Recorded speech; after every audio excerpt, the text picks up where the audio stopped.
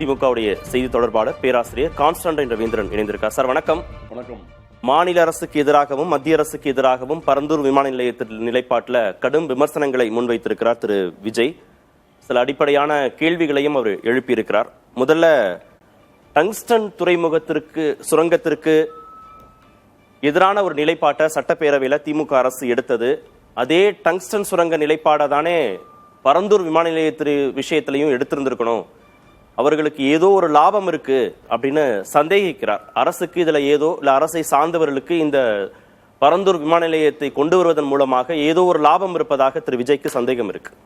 முதலில் அவர் பேசுவதே முன்னுக்கு பின் முரணாக பேசுகிறார். அதாவது டங்ஸ்டன் சுரங்கத்தை திராவிட முன்னேற்ற கழக அரசு எதிர்க்கிறது, தீர்மானம் கொண்டு வருகிறது. அது யாருக்காக கொண்டு வருகிறது? அந்த பகுதியிலே இருக்கக்கூடிய விவசாய பெருங்குடி மக்கள் பாதிக்கப்படக்கூடாது என்பதற்காக கொண்டு வரப்பட்டிருக்கிறது. அப்படியானால் விவசாயிகளின் மீது கரிசனம் இல்லாமல் இந்த அரசு இருக்கிறது என்று தம்பி விஜய் சொல்லுவாரேயானால் அவரே முரண்படுகிறார். டங்ஸ்டனில் விவசாயிகளுக்காகத்தான் நாம் அந்த தீர்மானத்தை நிறைவேற்றியிருக்கிறோம். அதுபோக டங்ஸ்டன் சுரங்கம் என்பது மாநில உரிமை சார்ந்ததும் கூட. அதிலே 2-3 விஷயங்கள் உள்ளே இருக்கிறது. அங்கே நம்ம உயிரினங்கள் வாழக்கூடிய ஒரு பாதுகாப்பு பகுதியாக நாம் அறிவிச்சிருக்கிறோம். சுரங்கம் போன்ற விஷயங்கள் நிலங்கள் மாநில அரசிடம் இருக்கிற காரணத்தினால் அதில் எதேச்சதிகாரமாக தன்னிச்சையாக ஒன்றிய அரசு கொண்டு வரக்கூடாது என்பதை நாம் எதிர்த்திருக்கிறோம். அந்த பகுதியிலே இருக்கக்கூடிய மக்கள் ஏற்கனவே அதை எதிர்த்து போராடி கொண்டிருக்கிறார்கள். இதெல்லாம் வேறு ஒரு பார்வை. அதை தாண்டி பரந்தூர் விமான நிலையம் என்பது நாம் 4 இடங்களை கொடுத்தோம். அதிலே பரந்தூரை அவர்கள் ஒன்றிய அரசு தேர்வு செய்திருக்கிறார்கள். அது மட்டுமல்ல, இது போன்ற விரிவாக்கங்கள் நமக்கு தேவை என்பதை மாண்புமிகு அமைச்சர் அண்ணன் தங்கம் தென்னரசு அவர்களும் அண்ணன் ஏவா வேலு அவர்களும் ஏற்கனவே எடுத்து சொல்லி இருக்கிறார்கள். சமீபத்தில் 2 நாட்களுக்கு முன்னால் அண்ணன் தங்கம் தென்னரசு மிக தெளிவாக புள்ளி விவரங்களோடு நம்மளோடு இருக்கக்கூடிய ஹைதராபாத், பெங்களூர், டெல்லி போன்ற கல்கத்தா போன்ற இடங்களில் விமான நிலையங்கள் ஏறத்தாழ 5000 ஏக்கர் 10,000 ஏக்கர் ஏன் 25,000 ஏக்கருக்கு மேலே கூட டெல்லியில் அமைந்திருக்கிறது. ஆனால் நம்ம ஒரு 1100 ஏக்கரோட தான் உட்கார்ந்துருக்கிறோம். அதை விரிவுபடுத்துவதற்கு சென்னை மாநகரத்திற்குள் வாய்ப்பில்லை. எனவே தான் நாம் வெளியே கொண்டு வருகிறோம். வெளியே கொண்டு வருகிற போது இந்த இடத்தில் ஒன்றிய அரசு அதை பார்வையிட்டு, அவர்களுடைய பிரதிநிதிகள் பார்வையிட்டு இந்த 4 பகுதி, ஏன்னா பரனூர் அந்த பகுதியை நாம் தேர்ந்தெடுக்கவில்லை, ஒன்றிய அரசு தேர்ந்தெடுக்கிறது. அதிலே நாம் சரி அதை செய்ய வேண்டும் என்று சொல்லுகிறோம். அப்போது கூட நாம் விவசாயிகளோடு பேசுகிறோம், அங்கே இருக்கிற மக்களோடு பேசுகிறோம். மாண்புமிகு முதலமைச்சர் மிக தெளிவாக இருக்கிறார்.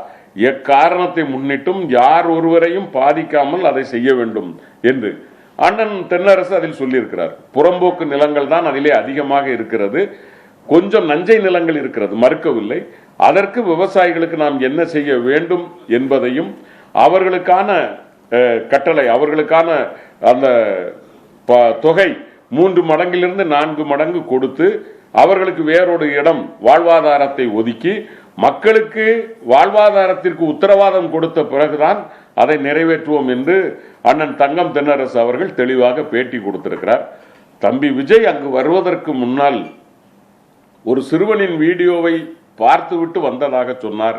அந்த சிறுவனின் வீடியோவை பார்ப்பதற்கு பொழுதிருந்த தம்பிக்கு அண்ணன் தங்கம் தென்னரசு அவர்களுடைய பேட்டியை பார்ப்பதற்கு பொழுது இருந்திருக்குமே, ஆனால் இன்றைக்கு அவர் அந்த வார்த்தைகளை பேசியிருக்க மாட்டார் என்று நான் நம்புகிறேன். விமான நிலையத்திற்கோ வளர்ச்சிக்கோ எதிரானவன் இல்ல, விமான நிலையம் வேணும், அதன் மூலமாக வளர்ச்சியும் வேணும் அப்படின்றதான் திரு விஜயோடைய நிலைப்பாடு. ஆனா பரந்தூர்ல வேண்டாம், விவசாய நிலங்கள் இருக்கக்கூடிய பரந்தூர்ல, நீர்நிலைகள் இருக்கக்கூடிய பரந்தூர்ல, அதுவும் 90% விவசாய நிலம், 90% நீர்நிலைகள் இருக்கக்கூடிய பகுதியில விமான நிலையம் வேண்டான்றதான் என்னுடைய நிலைப்பாடு. நான் வளர்ச்சிக்கு எதிரானவன் இல்லைன்னு அவர் தெளிவுபடுத்துறாரு. இவ்வளவு விவசாய நிலமும் நீர்நிலைகளையும் இருக்கக்கூடிய பகுதிகளில் மத்திய அரசும் மாநில அரசும் விமான நிலையம் கொண்டு வரணும்னு நினைக்கிறது. அப்ப அவங்க மக்கள் விரோத அரசாக இருந்தாதான் இப்படி ஒரு எண்ணம் வரும் அப்படின்னு சாடுறாரு. இல்ல அதுல அவர் புரிஞ்சிக்க வேண்டிய விஷயம் என்னன்னா, மொத்தம் 4700 ஏக்கர் கிட்ட நம்ம அதுல இது பண்றதுல 1200 ஏக்கர் தான் அந்த பகுதி விவசாய இதுகளுக்குள்ள வருது. அதுலயும் கூட வந்து நஞ்சையும் புஞ்சையும் என்று பார்க்கிற போது நஞ்சை பகுதி கொஞ்சம் குறைவாகத்தான் இருக்கிறது. அதுதான் நஞ்சை பகுதி தான். விவசாயத்தில் வந்து புஞ்சை என்பது மானாவாரி, நஞ்சை என்பதுதான் அன்றாடம் தண்ணீர் பாய்ச்சி எடுக்கக்கூடிய இடங்கள். அந்த இடத்தை பொறுத்த வரைக்கும் பெரிய அளவில் பாதிப்பில்லாமல் அந்த விவசாய பெருங்குடி மக்களுக்கு மாற்று நிலமோ அல்லது அவர்களுக்கு மாற்று இடமோ, அதே மாதிரி அவர்களுடைய குழந்தைகளுக்கு அங்கே இருக்கக்கூடியவர்களுக்கு வாழ்வாதாரத்திற்கு ஏற்பாடோ செய்து விட்டுத்தான் இந்த அரசு செய்ய வேண்டும் என்று இருக்கிறதே தவிர, எந்த இடத்திற்கு போனாலும், அதாவது ஒரு ஏர்போர்ட் என்று ஒரு இடத்தை அமைக்கிற போது முற்றிலும் ஒரு இடத்திற்கு, மக்களுக்கு அப்பாற்பட்ட இடத்திற்கு நாம் போய்விட முடியாது. முற்றிலுமான புறம்போக்கு, யாருக்கும் சம்பந்தம் இல்லாத இடத்தில் கொண்டு நாம் விமான நிலையத்தை வைத்து விட முடியாது. நமக்கு மேஜர் அல்லது மெயின் வந்து மீனம்பாக்கத்தில் இருக்கு. அதுல இருந்து ஒரு குறிப்பிட்ட அளவு தூரத்திற்குள் தான் நாம் வந்து அடுத்த துணை ஏர்போர்ட் அமைக்க முடியும். அப்படி பார்க்கும்போது அந்த இடத்தை தேர்ந்தெடுத்திருக்கிறாங்க. அதுல நம்ம சொல்லி இருக்கிறோம், இந்த மாதிரி விவசாயிகளுக்கு வேண்டியதை செஞ்சு கொடுத்துட்டு தான் செய்யறோம். இன்னொன்னு தம்பி பேசும்போது சொன்னாரு, நாங்க வந்து எதிர்கட்சியா இருக்கும்போது ஒரு நிலைப்பாடு, ஆளுங்கட்சியாக இருக்கும்போது ஒரு நிலைப்பாடு. எங்களுக்கு அப்படி எந்த இடத்துலையும் இரட்டை நிலைப்பாடு எங்களுக்கு தேவையில்லை. 8 வழிச்சாலையை சொல்றாரு. 8 வழிச்சாலையில இன்னைக்கும் கூட எங்களினுடைய தேர்தல் அறிக்கை இருக்கிறது. மாண்புமிகு முதலமைச்சர் அன்னைக்கு எதிர்கட்சி தலைவராக இருக்கும்போது கூட இந்த சாலை வேண்டாம் என்று அவர் சொன்னதில்லை. அந்த விவசாய பெருங்குடி மக்கள் என்ன கேட்கிறார்களோ அதற்கு தகுந்தாற் போல் அவர்களுக்கு செய்ய வேண்டியதை செய்து அவர்களிடம் ஒப்புதல் வாங்கி அதை செய்யுங்கள் என்றுதான் நாம் சொன்னோம். சில இடங்களில் சாலைகள் போடுகிற போது விமான நிலையத்திற்கும் சாலைக்கும் என்ன வித்தியாசம் என்று சொன்னால், சாலைகளை நாம் நமது விருப்பத்திற்கு ஏற்ப சில இடங்களில் விட்டு கொடுத்து வளைந்து போக முடியும். ஆனால் விமான நிலையத்தை பொறுத்த வரைக்கும் நாம் அப்படி செய்ய முடியாத ஒரு சூழல் இருக்கிறது.